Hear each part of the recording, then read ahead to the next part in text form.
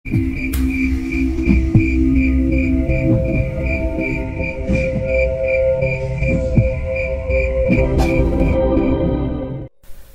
kurang lebih 1 jam lamanya, mobil bis yang kami tumpangi ini akhirnya tiba di terminal Bogor. Nampak terlihat beberapa orang yang sepertinya telah tertidur pulas di sepanjang perjalanan tadi. Terlihat telah mulai terbangun, dan hal itu berlaku juga kepada Irfan. "Kita udah sampai, Kos?" tanya Irfan dengan wajah bingung begitu melihat beberapa penumpang mulai menuruni bis. "Udah, Van," jawabku di antara pergerakan kaki ini untuk menuruni bis. Mendapati apa yang aku lakukan tersebut, Irfan pun segera beranjak dari tempat duduknya dan mulai berjalan mengikutiku untuk menuruni bis. "Setelah dari terminal ini, kita akan naik apa, Kos?" "Entahlah, Van. Sepertinya aku agak sulit untuk berpikir di saat perutku ini terasa lapar," jawabku seraya menggerakkan bahu ini sebagai tanda ketidaktahuanku atas rencanaku setelah tiba di terminal Bogor ini.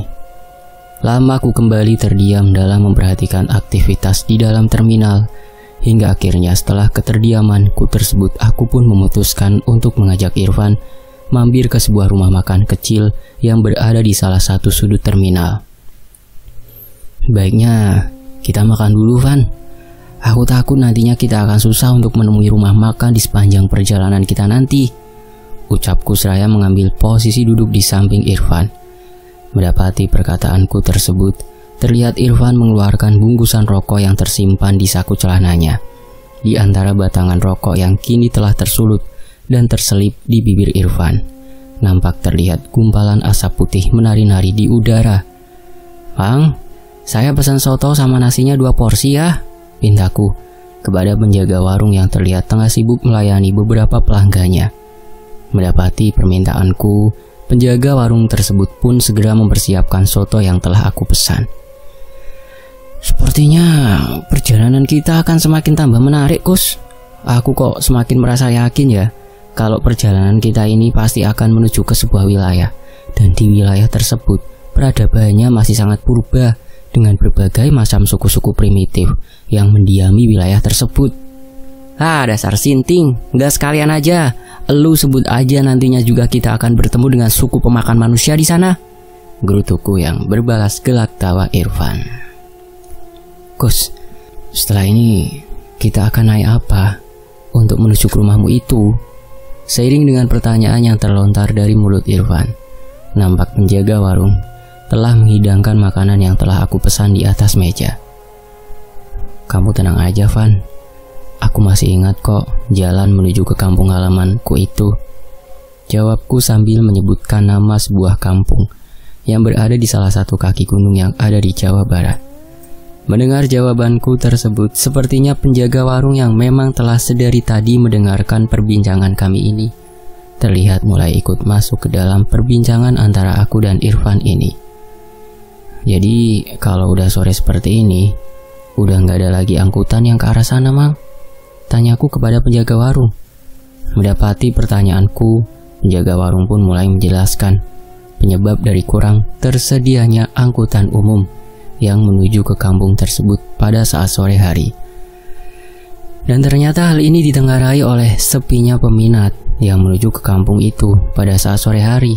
Selain itu, banyak juga pengemudi yang merasa takut untuk melalui jalur tersebut dikarenakan rute perjalanannya yang sulit. Ditambah lagi adanya hambatan penerangan jika harus melalui jalan tersebut dalam keadaan berselimutkan kabut tebal. "Walah, Mang, berarti kami harus berangkat ke sana pakai apa nih?" tanyaku kembali, dan berharap adanya solusi dari penjaga warung. Untuk beberapa saat lamanya nampak penjaga warung tersebut terdiam, hingga akhirnya sebuah solusi pun terucap dari mulutnya. "Coba aja kalian ke sana," ucap penjaga warung tersebut menunjuk ke beberapa buah mobil Star Wagon yang terparkir di salah satu sudut terminal. "Nanti kalian bilang saja kepada sopir-sopir yang tengah berkumpul di warung kopi itu kalau kalian ini sedang mencari Pak Karni," ujar penjaga warung tersebut seraya membereskan beberapa mangkok kotor yang ada di atas meja. "Kalau boleh saya tahu, Mang, Pak Karni itu siapa ya?" Oh, Pak Karni itu adalah salah satu supir Star Wagon yang rutenya melalui kampung kalian. Dan kalau tidak salah juga, Pak Karni itu tinggal di salah satu kampung yang letaknya tidak jauh dari kampung kalian. Sambil menyebutkan salah satu kampung yang ada di Jawa Barat. Nah, dan biasanya setiap sore Pak Karni selalu rutin pulang ke rumahnya. Ya, siapa tahu aja kalian bisa menumpang mobilnya untuk mencapai kampung kalian itu. Sebuah jawaban yang terucap dari mulut penjaga warung tersebut kini seperti kembali membangkitkan harapanku akan adanya sebuah angkutan umum yang akan bersedia mengantarkanku dan Irfan ke tempat tujuan. Baiklah, Mang.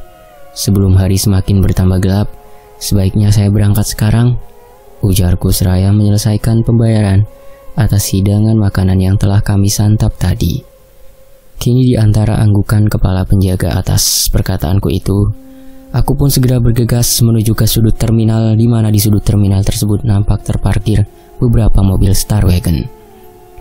Sepertinya memang udah nggak ada lagi mobil yang beroperasi, Kus, ujar Irfan di antara tatapan mataku yang menatap keberadaan dari beberapa orang sopir yang terlihat tengah asyik bersenda gurau di sebuah warung kopi. Kini seakan mengerti dengan arti dari pandanganku tersebut. Seorang sopir terlihat memberikan sebuah isyarat tangan yang menandakan bahwa sudah tidak ada lagi mobil yang beroperasi sore ini. Mendapati hal tersebut, aku dan Irfan pun segera berjalan menghampiri keberadaan dari para driver tersebut. Maaf Pak, mengganggu. Apakah di antara bapak-bapak yang bernama Pak Karni ada? Tanyaku yang berbalas dengan tatapan mata para sopir. Ada keperluan apa, Kang, mencari Pak Karni? Tanya seorang sopir dengan pandangan sedikit curiga. Mendapati pertanyaan tersebut, aku pun segera menjelaskan duduk persoalan yang melatar belakangi pencarian kami terhadap Pak Karni. Dan sepertinya apa yang telah aku jelaskan tersebut kini telah membuahkan hasil. Nampak terlihat seorang laki-laki yang mungkin berusia sekitar 47 tahunan bangkit dari duduknya dan berjalan menghampiri kami. Saya Pak Karni, ucap Pak Karni seraya menyodorkan tangannya untuk berjabat tangan. Saya Engkus, Pak, dan ini Irfan teman saya, ujarku seraya menyambut saudaran tangan Pak Karni. Loh, memangnya kalian ini warga asli kampung situ? Nama kampung disensor, tanya Pak Karni di antara pergerakan pandangan matanya yang memperhatikan wajahku dan Irfan. Orang tua saya, Pak, yang warga asli kampung situ. Kebetulan kami sudah 15 tahun lamanya meninggalkan kampung tersebut. Dan di kampung tersebut pun kami sudah tidak mempunyai rumah lagi, dikarenakan setelah orang tua Bapak meninggal, Bapak memutuskan untuk menjual rumah tersebut. Jawabku yang berbalas ekspresi rasa bingung di wajah Pak Karni. Tujuan saya ke sini sebenarnya bukan untuk ke kampung tersebut, Pak, tapi saya hendak menuju ke rumah saya yang baru dan letaknya tidak jauh dari kampung tersebut. Mungkin jaraknya sekitar 30 menit jika menggunakan sepeda motor. Sekitar 30 menit? Ujar Pak Karni seakan tidak percaya dengan apa yang baru saja aku katakan. Iya, 30 menit. Memangnya kenapa, Pak? Sudahlah, nanti saja kita membicarakannya di perjalanan. Saya takutnya sore ini akan turun hujan dan kabutnya mungkin agak sedikit tebal, ucap Pak Karni seraya mengajakku dan Irfan menuju ke mobilnya. Setelah terlibat pembicaraan beberapa saat dengan beberapa sopir yang menghampiri Pak Karni, akhirnya mobil pun mulai bergerak meninggalkan terminal. Hampir 1 jam lamanya, Pak Karni hanya lebih banyak terdiam dalam menjalankan laju kendaraannya. Selimut kegelapan malam yang mulai turun menyelimuti bumi kini telah memaksa Pak Karni untuk segera menyalakan lampu kendaraannya. Untuk sesekali, nampak mata Pak Karni memperhatikan sisi kanan dan kiri jalan. Di sini kita akan mulai jarang menemukan rumah penduduk dan pertokoan, ucap Pak Karni begitu menjalankan laju kendaraannya di sebuah jalan yang cukup kecil dan rusak. Untuk sekedar gambaran, jalan yang akan kami lalui ini adalah sebuah jalan kecil menanjak yang mungkin hanya bisa dilalui oleh 2 buah kendaraan saja, dan itu pun jika arus kendaraan yang sedang kami tumbangi ini berpapasan dengan kendaraan lain, maka salah satu kendaraan dari kendaraan yang berpapasan itu harus mengalah salah satunya dengan cara menepikan kendaraannya di sisi jalan. Ternyata jalan ini memang beneran gelap ya, Pak, ujar Irfan seraya memperhatikan pohon-pohon besar yang berada di sisi kanan dan kiri jalan. Ini belum seberapa, nanti di saat kita sudah mulai mendaki ke atas, jalan ini akan semakin terasa gelap karena minimnya penerangan. Tapi kalian gak usah heran, merupakan suatu hal yang wajar jika kita melewati jalan di kaki pegunungan, kita mendapati jalan yang seperti ini. Yang penting kita harus tetap waspada dan jangan lupa berdoa, ucap Pak Karni dengan tatapan mata yang tajam menatap ke arah jalan. Oh iya Pak, tadi sepertinya Pak Karni merasa heran ketika saya mengatakan bahwa rumah yang akan saya tuju ini berada 30 menit dari perkampungan tempat dulu bapak saya tinggal. Kenapa Pak? Tanyaku yang berbalas senyuman kecil di wajah Pak Karni. Coba kamu perhatikan saja jalan ini. Apa yang kamu lihat di depan sana? Ucap Pak Karni balik bertanya. Kini begitu mendapati pertanyaan tersebut, aku dan Irfan pun hanya bisa terdiam seraya menatap ke arah jalan gelap yang tidak bertepi. Gelap Pak? Jawabku sekenanya. Karena sejujurnya aku bingung harus menjawab dengan kalimat apa atas pertanyaan Pak Karni tersebut. Kita ini sedang berada di kaki gunung. Apa yang kamu lihat di sisi kanan dan kiri jalan adalah lembah serta hutan belantara. Dengan kata lain, jika kamu mengatakan bahwa rumah yang akan kamu tuju itu berada 30 menit sebelum perkampungan, berarti rumah kamu itu masih berada di kawasan lembah dan hutan ini. Terang Pak Karni di antara ekspresi kebingungan yang terpancar di wajahku dan Irfan. Wah, kalau memang seperti itu, saya kurang tahu Pak. Tapi bapak saya hanya memberikan patokan jalan akan adanya sebuah batu kali besar yang tersembul di tebing kanan jalan, dan jalannya pun agak menurun, ucapku sambil mengeluarkan handphone dari dalam tas, lalu memperlihatkan sebuah pesan singkat kepada Irfan dan Pak Karni.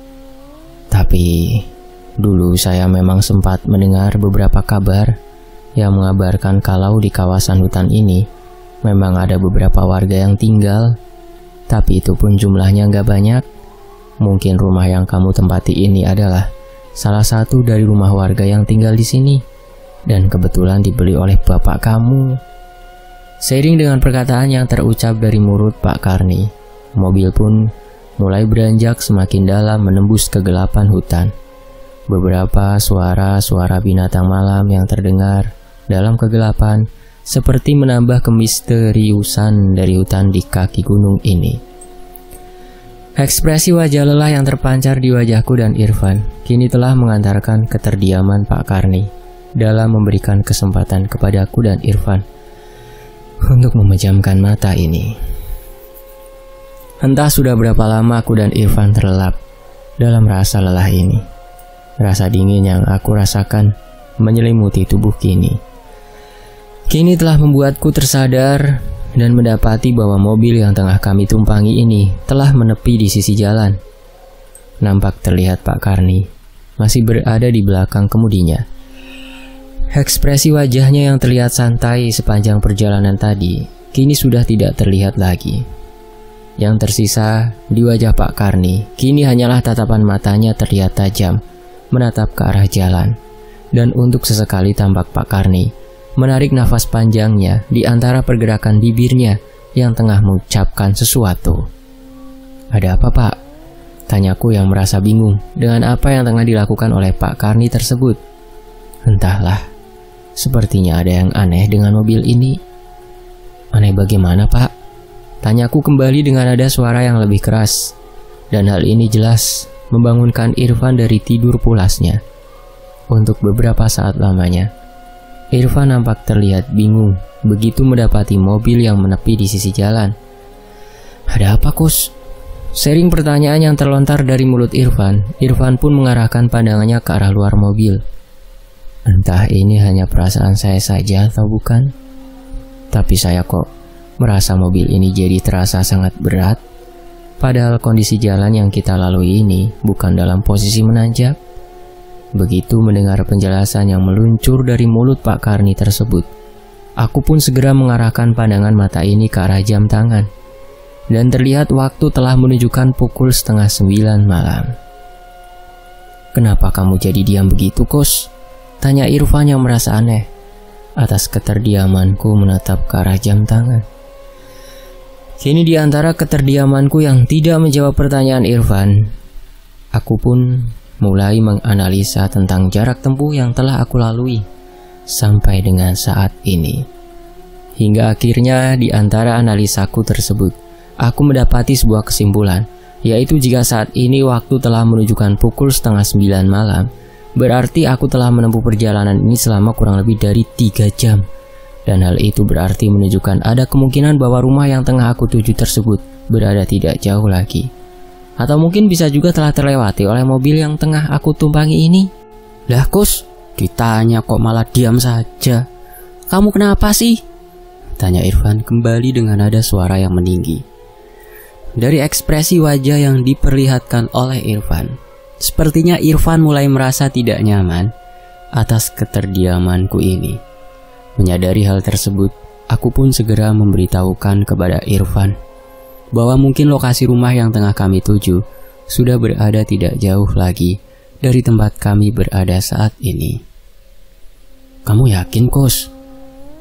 Kini tanpa menjawab pertanyaan Irfan tersebut, aku pun segera melontarkan pertanyaan kepada Pak Karni, yang intinya menanyakan tentang kondisi mobil Pak Karni saat ini. Mendapati pertanyaanku tersebut, Pak Karni pun memberikan sebuah isyarat tangan yang menandakan bahwa kondisi mobilnya saat ini berada dalam kondisi baik. Selepas isyarat tangannya tersebut, nampak Pak Karni mulai kembali menjalankan mobilnya dengan sangat perlahan. Dan bagiku, apa yang dilakukan oleh Pak Karni tersebut adalah sesuatu yang sangat aneh. Karena bagaimana mungkin mobil yang terkenal dengan tenaganya yang bandel ini kini berjalan dengan sangat lambat, layaknya sebuah mobil yang tengah berjalan dengan membawa sebuah beban yang teramat berat. "Sebaiknya berhenti aja dulu, Pak," ucapku yang merasa khawatir dengan kondisi mobil Pak Karni jika terus dipaksakan untuk berjalan. "Sumpah, Dik, baru kali ini saya mengalami kejadian aneh seperti ini. Walaupun banyak orang yang telah mengatakan sering mengalami gangguan-gangguan aneh di hutan ini, tapi apa yang terjadi malam ini benar-benar sebuah pengalaman pertama bagi saya dalam mengalami kejadian aneh di hutan ini," ujar Pak Karni seraya mematikan mesin mobilnya, lalu menyalakannya kembali. Kini di antara ekspresi kegelisahan yang terpancar di wajah Pak Karni pun kembali mencoba menjalankan mobilnya dengan sangat perlahan. "Nggak usah berpikir yang aneh-aneh, Pak. Mungkin saja mobil Bapak ini memang sedang mengalami sebuah masalah, dan bisa jadi masalah itu terkait dengan mesin mobil ini," ucap Irfan yang berbalas dengan keterdiaman Pak Karni. Dan kini baru saja beberapa saat Irfan melontarkan perkataannya tersebut, tanpa disengaja, pandangan mataku pun terarah pada kaca spion luar yang memperlihatkan situasi di bagian belakang mobil. Dan di saat itulah, entah karena pemikiranku yang tengah kosong atau karena memang penglihatanku yang telah lelah, aku pun kini seperti melihat keberadaan seseorang yang tengah berjalan di dalam kegelapan malam, dan seseorang tersebut terlihat berjalan memasuki sebuah jalan setapak yang berada di sisi kanan jalan. "Kamu gak kenapa-napa, Kus?" tanya Irfan begitu menyadari bahwa aku tengah terpaku menatap ke arah salah satu sudut hutan yang terlihat gelap. Mendapati pertanyaan Irfan tersebut, aku pun mencoba memalingkan pandangan ini dari sudut hutan tersebut. Hanya bisa berdiam diri tanpa berani mengatakan apa yang telah aku lihat tersebut kepada Pak Karni ataupun Irfan. "Sebaiknya kami turun di sini aja, Pak," pintaku dengan setenang mungkin, dan berharap tidak adanya ekspresi kecurigaan di wajah Pak Karni ataupun Irfan. "Hah, kamu yakin, Kus?" tanya Irfan yang meragukan keputusanku itu. Untuk sesaat lamanya nampak Pak Karni terlihat agak ragu untuk menghentikan laju kendaraannya. Hingga akhirnya di saat aku kembali mengulangi perkataan yang meminta agar Pak Karni menghentikan kendaraannya, Pak Karni pun terlihat mulai menepikan kendaraan. Sebaiknya, apa tidak besok pagi aja kalian mencari rumah yang kalian tuju itu? Jujur aja saat ini saya merasa sangat khawatir jika harus meninggalkan kalian seperti ini. Tenang saja Pak Karni, insya Allah kami nggak akan apa-apa. Lagi pula entah mengapa perasaan saya saat ini mengatakan kalau rumah yang akan saya tuju tersebut sudah berada tidak jauh lagi dari tempat ini. Ucapku santai sambil meminta Irfan untuk segera keluar dari dalam mobil. Sempat terlihat keraguan di wajah Irfan begitu aku memintanya untuk keluar dari dalam mobil. Tapi begitu Irfan melihat ekspresi keyakinanku yang begitu kuat, Irfan pun terlihat tidak ragu lagi untuk keluar dari dalam mobil. Terima kasih Pak Karni atas tumpangannya. Mungkin nanti di saat kami pulang kita akan berjumpa lagi. Ya sudahlah, kalau memang itu sudah menjadi keputusan kalian, hati-hati di jalan dan jangan lupa berdoa. Seiring dengan berakhirnya ucapan Pak Karni tersebut, nampak Pak Karni mulai menyalakan mesin mobil dan menjalankannya. Dan kini di antara laju mobil yang telah berjalan, Pak Karni pun terlihat kembali menghentikan laju mobilnya untuk sesaat. Hingga akhirnya setelah mobil terdiam beberapa saat, mobil itu pun nampak kembali berjalan. Sinting kamu Gus. Bisa-bisanya kamu memutuskan untuk turun di tempat seperti ini. Memangnya kamu udah yakin kalau tempat ini adalah tempat yang kita tuju? Ujar Irfan yang berbalas dengan keterdiamanku. Kini di antara ekspresi kebingungan yang terpancar di wajah Irfan, aku pun segera berlari kecil menyeberangi jalan. Dan hal tersebut memancing Irfan untuk segera menyusul langkah kakiku yang telah menyeberangi jalan. Sepertinya memang di tempat ini aku melihat orang itu berjalan. Gumamku seraya memperhatikan jalan setapak yang berada di sisi kanan jalan. Loh Kus, kok kamu bisa tahu ada jalan setapak di sini? Tanya Irfan kembali yang berbalas dengan keterdiamanku. Kini di antara keinginanku untuk meyakinkan diri ini jika jalan setapak yang ada di hadapan mataku ini adalah jalan setapak yang memang aku tuju, aku pun segera berjalan menuju ke sebuah batu kali besar yang berada tidak jauh dari jalan setapak tersebut. Kini nampak terlihat batu kali besar tersembul di antara dinding tanah dan tertutupi oleh rerumputan liar. Sepertinya memang itu jalan setapaknya. Gumamku begitu melihat sebuah batu kali besar yang tersembul di antara dinding tanah dan tertutupi oleh rerumputan liar. Dan kini setelah aku merasa yakin bahwa jalan setapak yang telah aku temukan itu adalah jalan setapak yang aku tuju, aku pun segera berjalan menghampiri Irfan yang masih berdiri terpaku menatap jalan setapak. Ayo Van, sepertinya memang ini jalan untuk menuju ke rumahku, ajakku sambil menarik tangan Irfan untuk berjalan menelusuri jalan setapak. Kus, tadi kamu belum menjawab pertanyaan aku tuh. Sebenarnya, kamu bisa tahu ada jalan setapak di sini itu dari mana? Tanya Irfan kembali di antara pergerakan tangannya yang mencoba mengenakan jaket di tubuhnya. Nanti aja aku jelasin Van. Sebaiknya sekarang kita segera bergegas menuju ke rumahku. Aku udah gak tahan lagi dengan rasa dingin ini, jawabku sambil melemparkan senyum ke arah Irfan. Kini belum sempat aku dan Irfan kembali melanjutkan langkah kaki ini. Irfan pun terlihat kembali menghentikan langkah kakinya. Tatapan matanya nampak terpaku menatap ke arah sebuah bangunan yang berada tidak jauh dari tempat kami berdiri. Mendapati hal tersebut, aku pun segera menarik Irfan untuk mempercepat langkah kakinya guna menuju ke rumah tersebut. Alhamdulillah Van, akhirnya kita sampai juga, ucapku penuh dengan rasa syukur begitu langkah kaki kami tiba di halaman rumah. Di antara rasa lelah yang terpancar di wajah Irfan, Irfan pun segera merebahkan tubuhnya di lantai teras rumah. Suara apa tuh Kus? Tanya Irfan begitu mendengar sebuah suara yang sepertinya berasal dari sebuah mesin yang berada di luar rumah. Menyadari tersebut, aku pun segera memeriksa ke arah mesin yang menjadi sumber dari suara yang telah kami dengar. Dan akhirnya seiring dengan langkah kakiku yang telah tiba di mesin tersebut, aku pun kini bisa memastikan bahwa mesin yang tengah menyala di halaman rumahku ini adalah sebuah mesin genset yang biasanya dipergunakan sebagai sumber listrik bagi rumah-rumah yang belum mendapatkan pelayanan sambungan listrik. Sepertinya rumahku ini belum mendapatkan sambungan listrik, Van. ujarku sambil berjalan menuju ke arah pintu rumah. Dan kini seiring dengan pergerakan tanganku yang hendak mengetuk pintu rumah, nampak terdengar keberadaan seseorang di dalam rumah yang tengah mencoba membuka pintu. Dan benar saja, tidak berselang lama kemudian terlihat kehadiran Mamah di antara pergerakan daun pintu yang terbuka secara perlahan.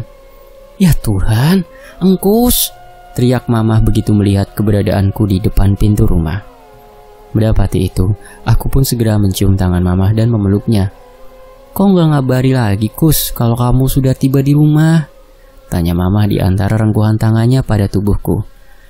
Mama juga sih, punya rumah di tempat seperti ini. Engkus jadi agak susah mah untuk mendapatkan sinyal telepon, jawabku, seraya melepaskan pelukan Mamah. Nampak terlihat Mamah memperhatikan keberadaan Irfan yang tengah terduduk di lantai teras depan. "Loh, kamu Irfan kan?" tanya Mamah begitu melihat Irfan yang tengah terduduk di lantai.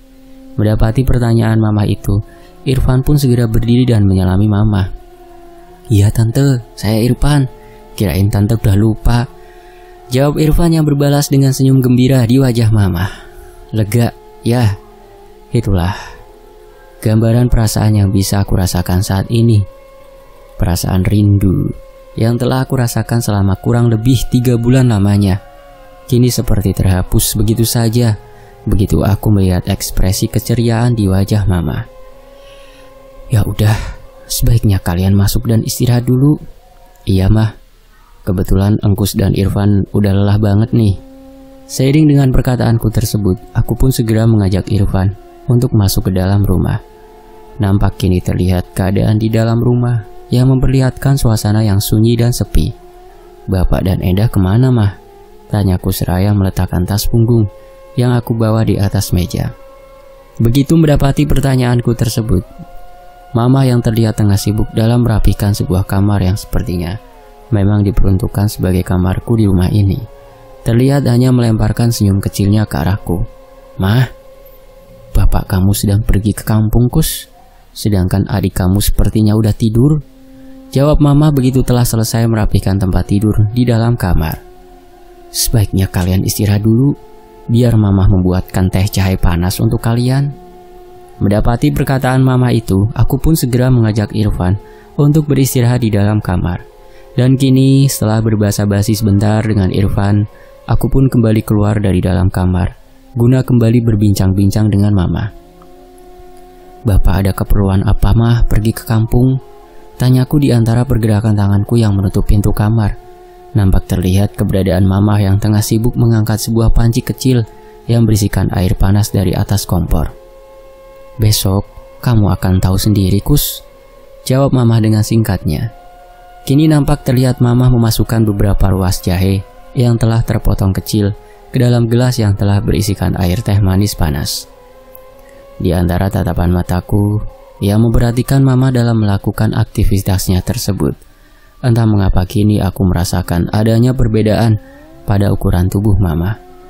Bagiku saat ini tubuh Mamah terlihat begitu gemuk dibandingkan ketika aku melihat Mamah di saat perpisahan dulu di Jakarta. "Apakah Mamah hamil?" tanyaku dalam hati. Di antara keraguanku untuk menanyakan hal tersebut kepada Mamah. "Kamu kenapa, Kus? Kok jadi bengong begitu?"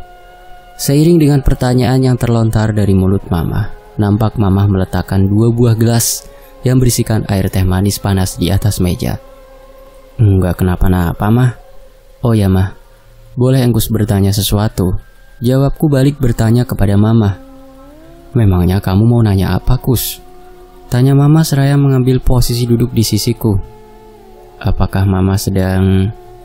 "Pasti kamu mau menanyakan, apakah Mamah sedang hamil kan?" ucap Mamah memotong pertanyaanku dengan senyuman yang menghiasi wajahnya. Mamah pun terlihat menganggukkan kepalanya.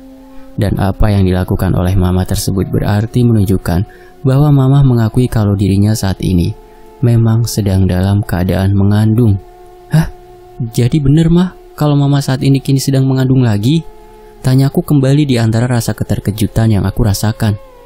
"Benar Kus, Mamah saat ini memang sedang mengandung adik kedua kamu. Ya, kamu doain aja proses kehamilan Mamah ini nantinya akan berjalan lancar.